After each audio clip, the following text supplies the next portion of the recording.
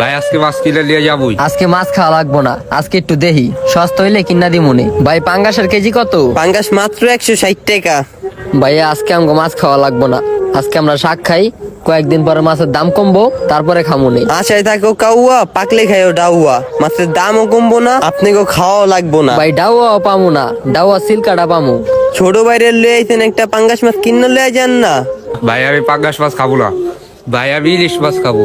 তোরে লই আইছি কি লিগা? এটাই দেহানের লিগা। ঘরে যে ক্যান করস, পাঙ্গাস কিনি না টাকাই নাই, আবার ইলিশ খেতে চাস। ঘরে তো থাকোস, বুঝোস না কামাই করি কয় টাকা। একটা মাছ কিনলে সবজি কেনার টাকা থাকে না, সবজি কিনলে চাল কেনার টাকা থাকে না। শালার মাছই খামু না, ডাইল ভাত খায়া বয়া থাকুম।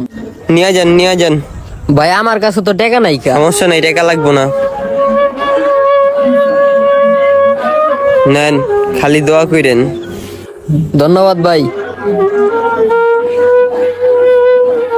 দিয়া দিলাম, গরিব মানুষ মাছ কিনতে পারেন, একটা মাছ খাক। একটা মাছ দিলে কি লসে যাব আমার?